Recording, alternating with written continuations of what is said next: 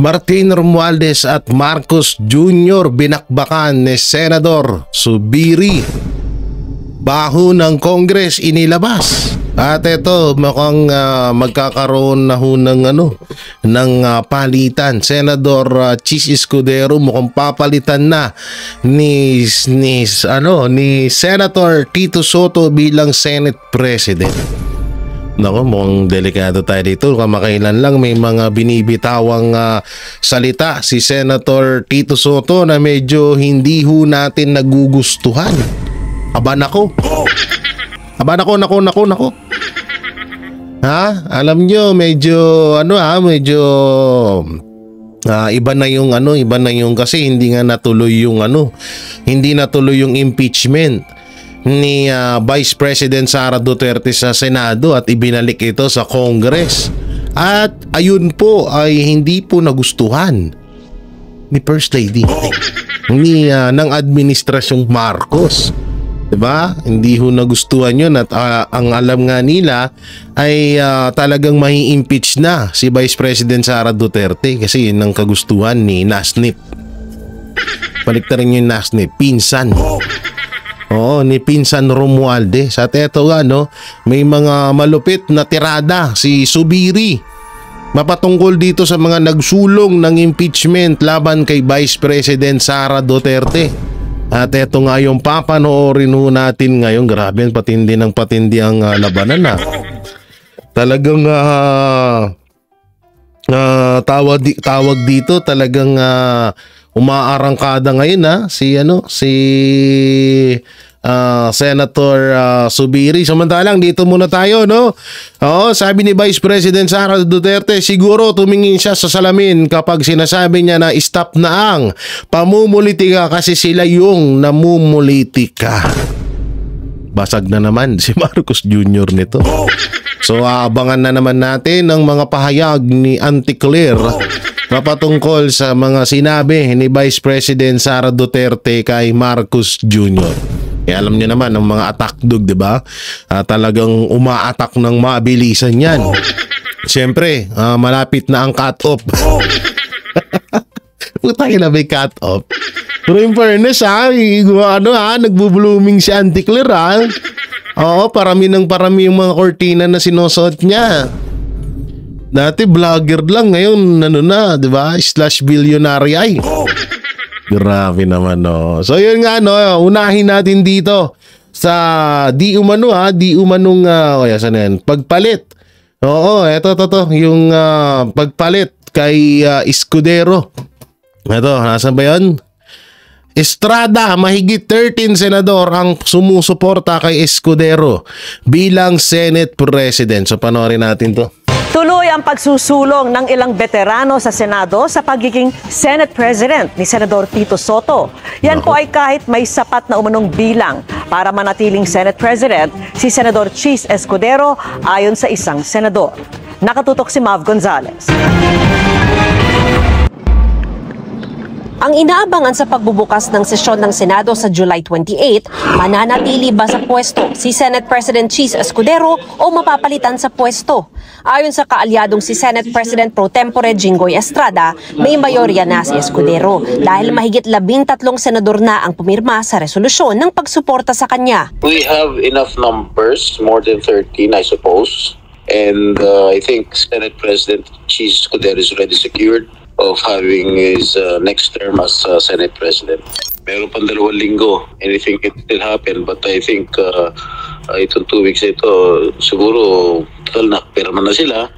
I hope they don't change their minds. Reaction. Pero para sa akin mas okay pa rin talaga si Escudero kaysa kay Tito Soto kasi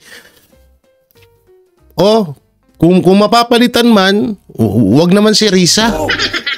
Wag naman din sana si Jaime. Andiyan naman si Senator Bongo at Bato de la Rosa, pwede rin si Marcoleta. No, Tito Soto kasi naging Senate President yan, ba't pa kailangan ibalik? Diba? Ni Senador Mig Zubiri sa sinabi ni Estrada. Wow, congratulations, pagka ganun. Ako naman, we're not actively campaigning for leadership position. No? Ako, I'm not actively campaigning. Of course, I'm supporting Senator Tito Soto, and I've worked with him. Kasama ang nagbabalik Senado na si No, may aabangan tayo na maghahamunan na naman sa Senado Mukhang may magsasalba. Gusto mo? Ano gusto mo? Ano gusto mo? Sutukan! Tara, dili daw! Natatandaan niyo yung mga nangyaring gusot kay Subiri tsaka kay Alan Peter Cayetano. Ngayon mukhang may patutsada si Subiri kay Estrada. Di wow! Ito mukhang may magkakahamunan na naman ng suntukan nito. Abangan natin yan. Tito Soto sa Veterans Bloc na binubuo nila Zubiri, Loren Legarda at Ping Lacson. Patuloy daw nilang isinusulong si Soto bilang Senate President. Hindi po siya diktador na kung saan sasabihin niya, itong gagawin natin. Kung ayaw nyo, di pagdebatihan natin sa plenaryo. Hindi, ang style po ni Senator Soto, pasok muna tayo sa loob, mag-debate muna tayo doon, so that we don't show a very divisive Senate, then we come up with a consensus. And those who do not agree with the consensus can do the vote. Paglilinaw ni Zubiri, hindi niya sinasabing diktador si Escudero, pero aminado siyang hindi niya gusto kung paano ito mamuno. Maging mga committee chairmanship, ibinibigay umano sa mga di naman kwalipikado. Inalmahan ito ng grupo ni Escudero. Lahat ng mga committees na inalok, I think qualified. Dagdag ni Zubiri, kung sakali, handa raw silang maging Senate Minority Bloc at bukas din daw silang sumuporta sa ibang kandidato na wala sa bloke nila. We're open to another third force. Baka may dark horse dyan na gustong tumayo. Why not? We talked about it sa grupo namin. If there's a dark horse that will come out, that's not necessarily us four. We're willing to support. Basta ang pangako lang niya ay transparency at integridad ng Senado. Nang tanungin naman kung depende ba sa impeachment trial ni Vice President Sara Duterte ang desisyon kung sino ang mauupong Senate President, My silence is deafening. kinukuha Silence deafening. Magandang laban to. Pero kayo tanungin ko mga banatero, sino ba napupusuhan nyo? Ako, kung about lang, kung tungkol Senate President, doon ako sa senador na binoto ng milyong-milyong Pilipino. Siyempre, nandyan si Senator Bongo. Nakikita naman ho natin. Congrats kay Senator Bongo. Grabe. Yan dapat ang tularan ng mga kandidato. Diba? Oo, yung tipong hindi sayang ang boto mo. Biruin mo talagang hindi nasayang ang boto ni Senator Bongo na umabot lamang at sumira siya ng history na umabot po na nasa 28 million vote. Kauna-unahan sa kasaysayan ng Pilipinas na merong senador na umabot ng ganyan ng boto. So ngayon talaga may kita nyo, puspusan. At kung saan saang lugar na pupunta si Senator Bongo at naghahatid ng tulong at malasakit para sa mga kababayan nating Pilipino. Yan dapat ang tularan. Kung usapang Senate President, ako ayoko kay Tito Soto kasi na siya, naging Senate President na siya. Hindi ko naman sinasabi na pangit yung ginawa niya doon. Wala akong sinasabing gano'n. Ang akin lang dito, iba naman. No? Isubukan natin yung iba. At bumasi tayo kung sino yung pinakamalaking boto. Katulad niyan, payag po ako kay Senator Bongo. Pinakamaganda nga, Senator wala talagang makakakontrol dito kay, sino ba to? Si Rodante Marcoleta. Yan, isa yan sa mga gusto ko din. Pwede rin, Senator ba to? Diba, wag lang si Aimee. At wag din si Ontiveros. Naku po. Maawa na kayo. Pag yan ang naging Senate President, yung mga taong ganyan na mga one-sided, naku po. Sabi ko sa inyo, pagsisisihan nyo habang buhay yan. Pero dito kay Escudero, okay naman. Para sa akin, okay naman performance ni Escudero. At Senado pa rin magdidesisyon niya, magbobotohan sila dyan kung sino magiging Senate President. Ngayon, kung mas marami ang bumoto kay Escudero kaysa kay Tito Soto, di doon tayo. Saan ba tayo papanig sa walang boto? Ganun. Hindi naman tayo katulad ng COMELEC na kahit na milyon or marami ang mas lamang ang boto ng isang kandidato, pag ayaw nila doon, ang ipoproklama nila yung talunan. Kagaya ni Abante na pinroklama. Galing no? Ang lupit ng nangyayari sa Pilipinas ngayon, no? Oo, biruin mo halos ilang libo po ang lamang ni Uy kay Abante, pero ang pinroklamang panalo bilang congressman sa 1st District, kung di ako nagkakamali, ay si Atras Abante. Iba talaga pag malakas ang kapit mo, no? Talagang panalong-panalo.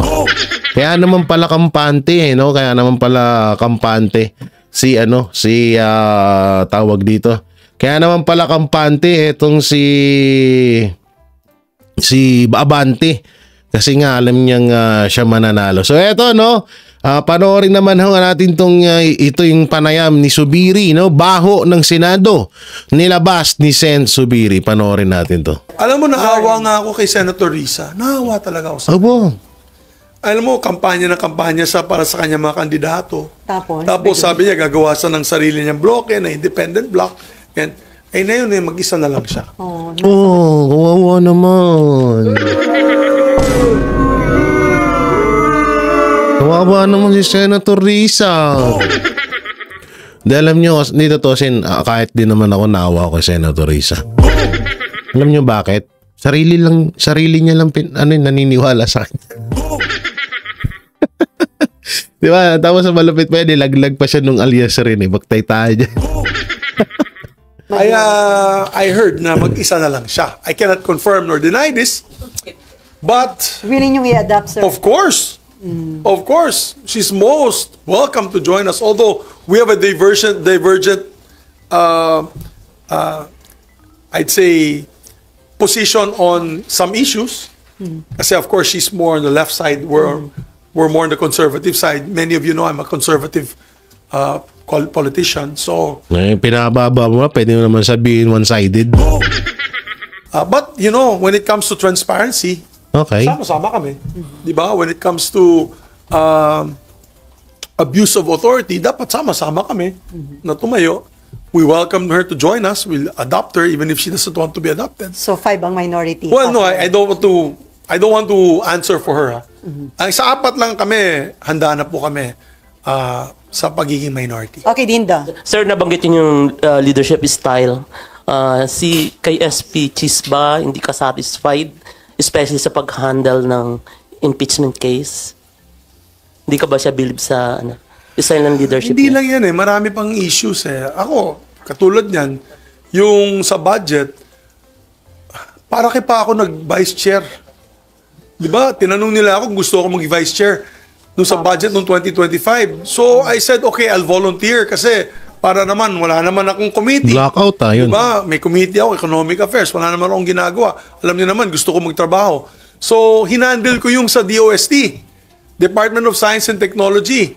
Tuntua ako, nabigyan ko sila ng 1 billion additional budget, 1.4 billion, 1.3 billion. Pati PSI, Philippine Science High School. Campus na bago. Ganda, nalagay na namin sa budget. Pagdating sa BICAM, tinanggal lahat. Nabawasan pa. Yang hiya ako. Kaya di ba nakita mo yung speech ko sa floor, dun sa picture taking sa BICAM, di ko nga piniman natin. I walked out of the BICAM. Because I was so upset on the handling of the budget. Apparently, I'm not the only one. Across the board, all the amendments given to all the departments, tinanggal, nilampsam, kung anong ginamit dun sa pera na yan, hindi ko na alam. Uy. Diba? So, posibleng di nyo po alam yun. Dapat malalaman ho sana yun. now, Sinamsam? Tama. Ang tindi rin ng bitawan nito ni Zubiri, no? Campus na bago, ganda, nalagay na namin sa budget. Pagdating sa BICAM, tinanggal lahat. Nabawasan pa. Yang hiya ako. Kaya di ba nakita mo yung speech ko sa floor, dun sa picture taking sa BICAM, di ko nga piniman natin. I walked out of the BICAM. Because I was so upset on the handling of the budget. Apparently, I'm not the only one. Across the board, all the amendments given to all the departments, tinanggal, nilampsam, kung anong ginamit dun sa pera na yan, hindi ko na alam. Diba? So, now... So, ngayon, gets ko na. Kaya nagsasalita si Zubiri mapatungkol sa mapatungkol sa impeachment. May parang, may tawag dito, may tampo or may galit to sa Congress. Dahil nga rin siguro dito kasi napahiya siya. We get a budget that education is only number 2 in priority, which is it's a constitutional violation, by the way, which is still being heard in the halls of the Supreme Court. So, if you ask me, that budget was the worst budget I've ever seen in my 25 years of public service. I mean, we all, as leaders, I had two budgets during my time. Sinagot naman ni Sani yung mga kung saan pumunta yung pera, nadagdagan yung edukasyon, nadagdagan yung military. Diba? Klarong-klaro. Ito, puro DPWH lang nadagdagan eh. Diba? So, diba? Nabusog yung DP. Uy, grabe mga binibitawan nito ha. Sana may kasuntuan na naman to si Subiri. Bilang man tayo lang ilang araw. Meron ka pa? So, yun lang. Kaya, that was just one of them. So, the handling of the impeachment is one. Of course, the budget's another.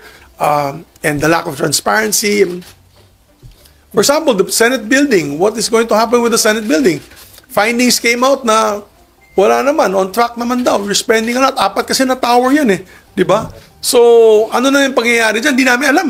Matutuloy ba yan? Will it become a white elephant?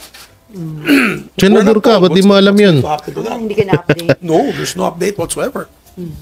You don't know what's going on. Among their side, yung kumakausap lang sa akin doon, and I'll be honest about it, and I thank him for it, is Senator Alan Peter Cayetano. Senator Cayetano is the only one lumalapit sa amin. Nakausap kami, yung ano bang mga problema na pwedeng maayos. Kasi, Ay, bati na pala sila ni Cayetano, no? chair siya, di ba? So, I have to thank Senator Cayetano. At least he reaches out to us. Me, Senator Lauren, and Nancy, who's now mayor of Makati.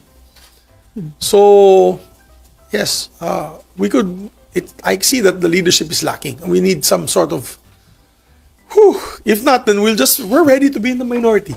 Okay, may Ann Camille and then from Rappler. Sir, kasi it's sudden Ito na, nagtanong na yung mga dilawan. sino pa yung mga veterano, experience gaya ninyo, kayo pa yung hindi mag-lead sa 20th Congress. Kumbaga, pwede nga minority. Yeah, actually, it saddens me because, alam mo, yung chairmanship kasi na yun, parang binibigay sa mga not so qualified members of the Senate sa aking pananaw. At tapos yung mga super qualified, katulad ni Senator Lauren Legarda, ay binigay sa kanya culture and arts na lang, na napakasipag naman ng tao. Sabi ko nga sa kanya, baka sa next Congress, hahatiin na yan. Baka ikaw na si culture, ako na si arts. Committee on Arts, siya culture. Dahil nga, hampas lupa na kami. Dead hungry, ano yan. Patay gutom na kami. So, paglaban na rin namin yung integridad ng Senado. So wala pang pag-uusap sa committee chairman? Wala. Kami, whatever. Kayo, sir, what take What? Ano yung kinuha? Nothing. Nobody's talking to us anyways. So, nobody's talking to us anyway. So, wala problema. Yung masama doon, pati yung mga kasamaan ko na parang gusto ko na ilabas sa sama ng loob ko. Pero sige lang. Ilabas mo na. Oo, mas okay na yung ganyan para may excitement. Nami-miss namin yung suntukan yun ni Alan Peter Cayetano. Malay mo, kaya naman ni Cheese ang susunod, di ba? Tayo lang naman, no? Tayo lang naman. Kayo lang naman nandyan. Tayo lang naman. So sir, Online ba? Okay. So, sir- Hello, online. sir, yung bang seatmates, buhay pa o disbanded na? Wala na. Medyo masama ang loob namin kasi at least sana naman kinausap din kami. Alam naman nila si Tito Sen yung unang namin. I've been telling them, okay ba kayo kay Tito Sen? Tahimik lang sila, quiet lang sila. Tapos mamaya-maya may mga na pala sila. Na. May mga Decision na hindi naman kami sinama. Baka gusto nyo, sama-sama tayo na ito yung committees nyo, ganyan. Wala, hindi kami kinakausap. So, it's okay. So sa madaling salita, nagkakarambola din pala dyan sa Senate, no?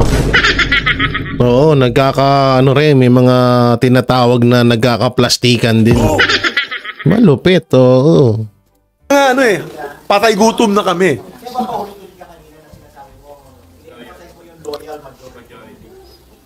I don't know. I was just loyal to my... I'll tell you what. During the Farmally, kaya nga, my demise was because I respected the committee system. I respected the committee chair.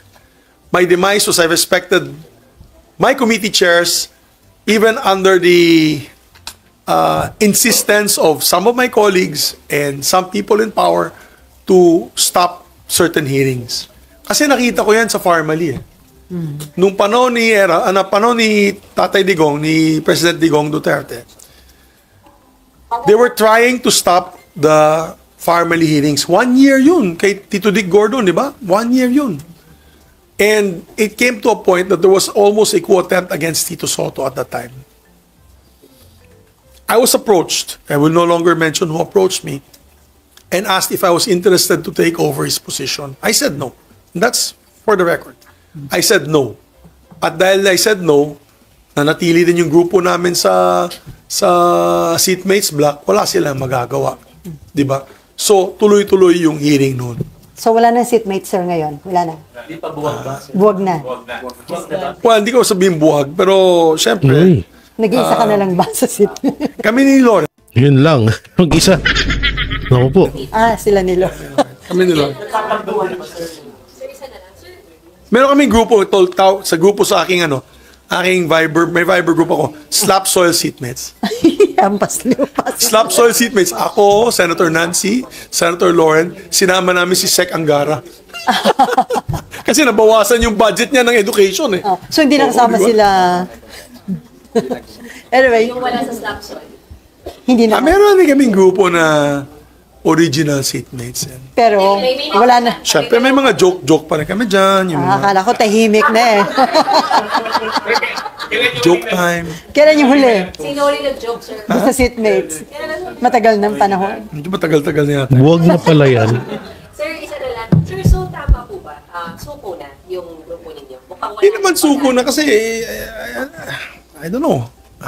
Isalin nyo si Risa at saka si Aimee para mabulit. It's okay. It's okay with me. I treat them with respect. That's par for the course. We're in politics. Of course, in politics, there's no permanent friends, No permanent. no permanent enemies, only permanent interests. So, Pero yun nga, sir, since meron na nga si SP Cheese ng majority, mukhang malabo na si SP Soto for now.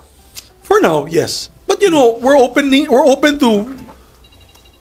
to another third force. Baka may dark horse dyan na gustong tumayo. Uy. Why not?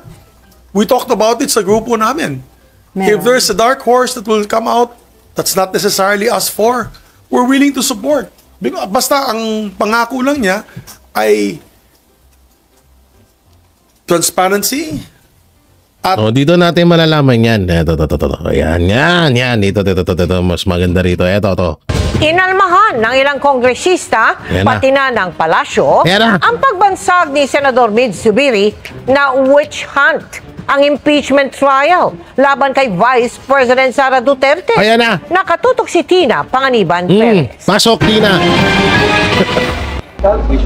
May ibang dating sa mga Ito na yung mga bata. Ito na yung mga garapatan ni Romualdez. Naglabasan na. Sinampuan na ata si Romualdez kaya yung mga garapatan nagapangan ulit. Pero mga ilang araw babalik din yan. prosecutor ang sinabi ni Senator Mig Zubiri sa impeachment trial ni Vice President Sara Duterte. I have to listen to the evidence that will be presented by them. Of course, I have some biases. I think that it is a witch hunt because they want to remove her from public service para yung iba makaupo at yung iba ay mawawalan ng kandidato na kalaban pagdating sa halalan ng 2028. Pero ito, dito, panalo dito si Cheese. Goods yung sinabi niya. Kasi ako, talagang pumapabor ako dun sa sinabi na switch hunt talaga to. Ganun naman talaga naman. Yan naman ang talagang lumalabas, di ba? But I will set that aside. I'll set my bias aside because we have to follow the process. Sa paghalintulad ni Zubiri sa isang witch hunt, ang impeachment, sinabi ni Representative Lawrence Defensor na hinay-hinay lang sa mga binibitawang pahayag. It's very unbecoming of a senator judge in an impeachment trial Nako. to say that the impeachment complaint and the trial is a witch hunt. Hindi dapat nanggagaling yon sa isang senator judge who are expected to Pero sa inyo, okay lang. Pag kayo yung may sinasabi na pangit or tinatawag na mga basta kung kapag kayo ang nagsalita, okay lang. Grabe itong mga congressman na to, kala mo mga perpekto sila yun. Pero pag yung iba, tapos parang sapul na sapul sila, hindi dapat sinasabi ng isang senador yan. Hindi dapat attitude ng isang senador yan. Ulul. Receive the evidence with impartiality and to treat the impeachment as a constitutional process. Umalma rin ang ilang kongresistang sumuporta sa impeachment. Eh, siyempre, nandyan ng mga makakaliwa. Ito yung bagong muka, bagong muka ng mga makakaliwa. Kasi lumang muka sila Ang lumang muka ng makakaliwa, yan si Franz Castro, si Raul Manuel, si Brosas. Ito yung mga bagong muka ng mga makakaliwa. Yan, Walang witch hunt na nangyayari. In fact, ang nangyayari ay gusto natin makuha yung Wicked Witch of the South na kung saan yung kanyang pagtatakbo ng confidential funds na ayaw niya ngang sagutin yung mga... confidential fund na naman tayo. Confidential fund nga ni Marcos, di nyo matanong. Raulo. sagot ay yung mga tanong natin. Witch hunt? Sino tinatawag niyang witch? Bad yan, ha? Ano daw? Witch hunt? Sino tinatawag niyang witch? Bad yan. Pag naman nagsalita ka pa. Bopla.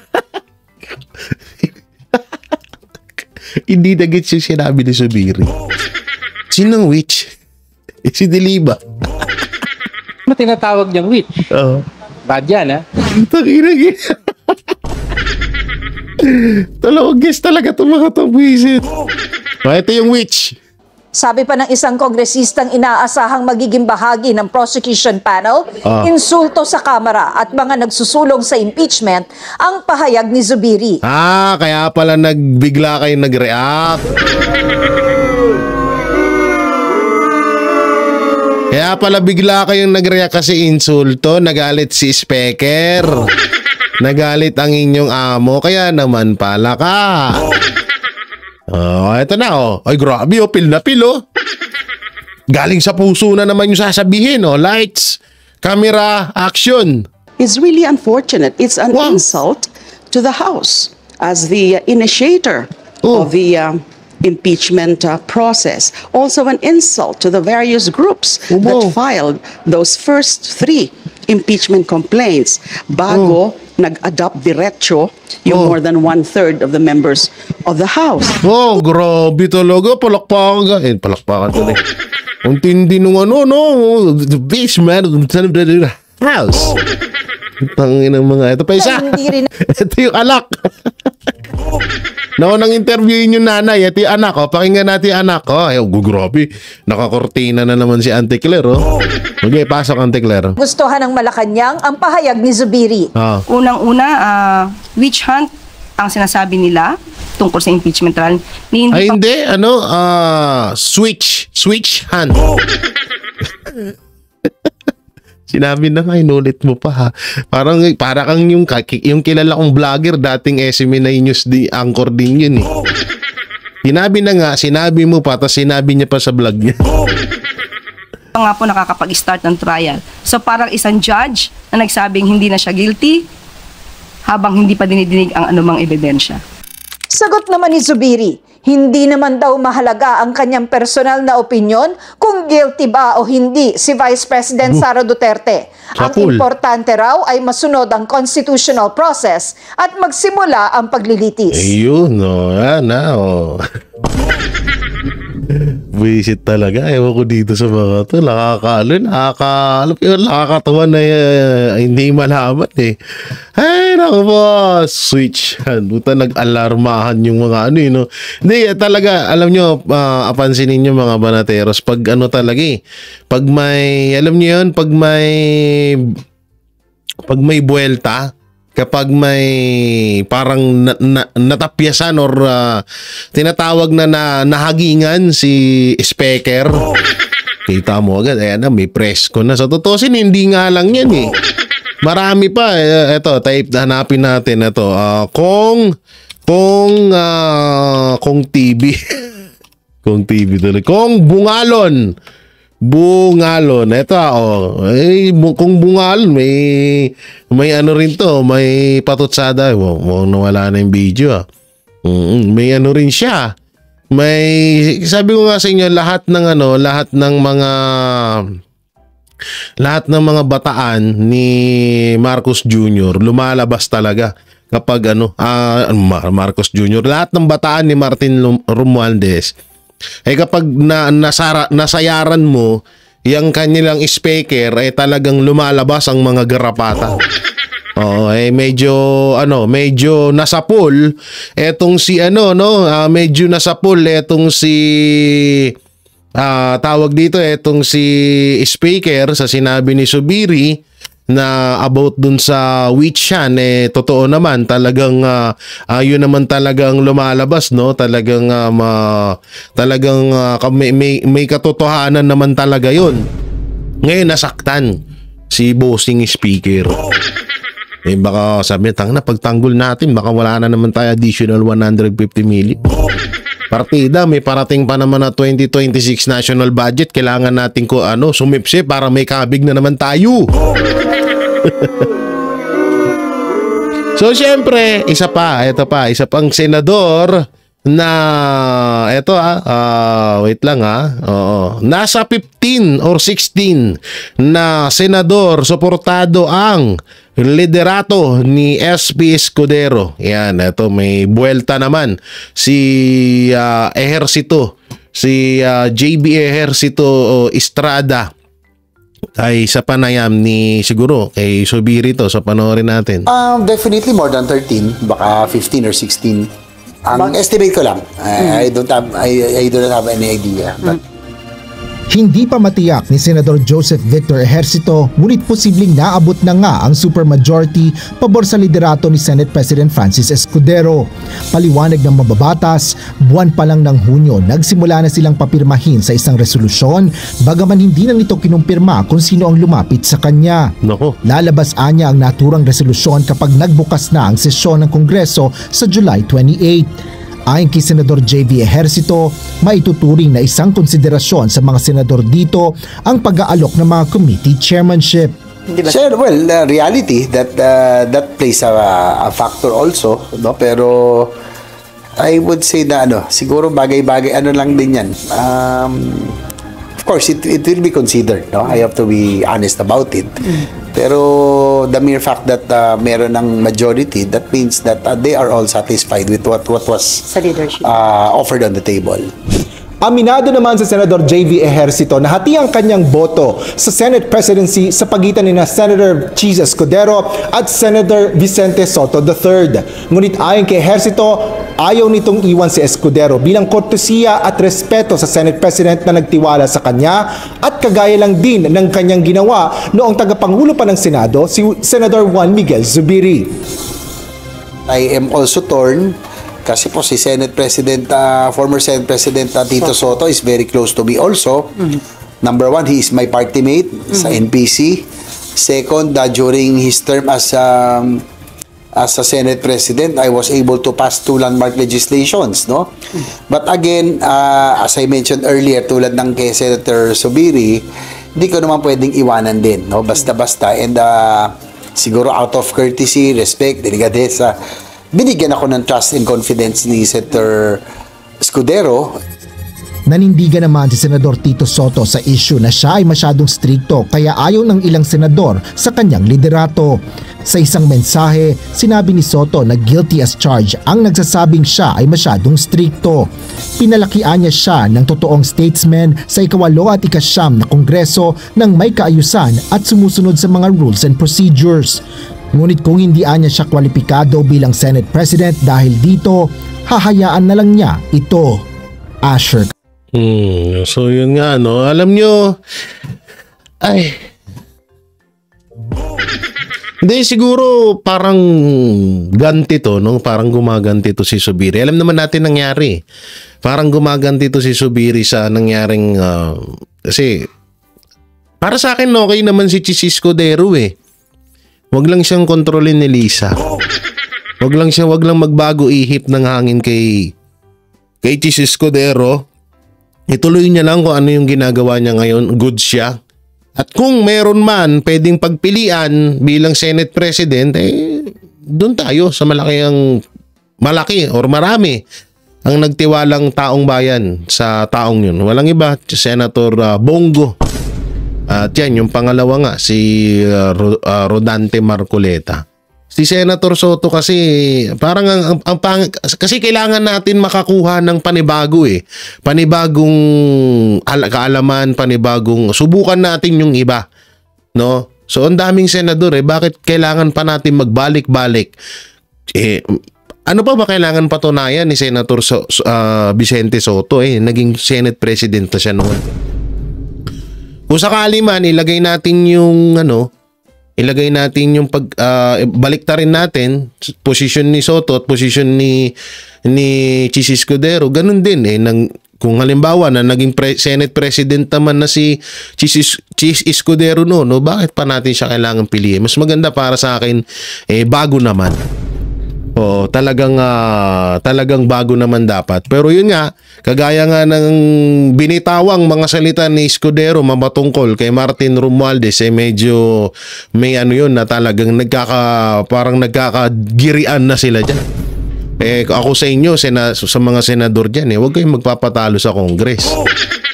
Senator Zubiri, huwag kang magpapatalo sa Congress, mas mataas ka dun. National ka, ha? Oo, hindi ko naman, parehas lang din naman kayo na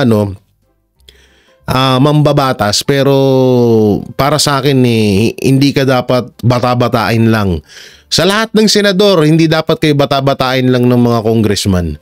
Yun yung pinaka-the best dun. Ayun, mga banateros, anong may kukomento nyo sa banat ni Senator Zubiri sa mapatungkol sa impeachment laban kay Vice President Sara Duterte, at sino po ba ang napupusuan nyo bilang pumalit or kung papalitan pa ba ang Senate President? So i-comment nyo lang po dyan sa baba. Siyempre, don't forget to like, share, comment and subscribe sa ating YouTube channel. Pipindot na lang din po yung bell button para lagi kayo updated sa ating mga video araw-araw. So yun, maraming salamat sa pagsuporta nyo siyempre sa pamilyang Duterte, kay Pastor, SMNI at siyempre sa Banateros Brothers. So yun, maraming salamat. Ingat po kayo palagi. God bless and peace and bye-bye. Yan ang Banateros, walang inuurungan. Pag tama palakpakan, pag mali ay babanatan. Yan ang Banateros, boses ng ordinaryong Pilipino. Banateros ay walang makakaawan, walang inuurungan. Banateros ay tinutulungan.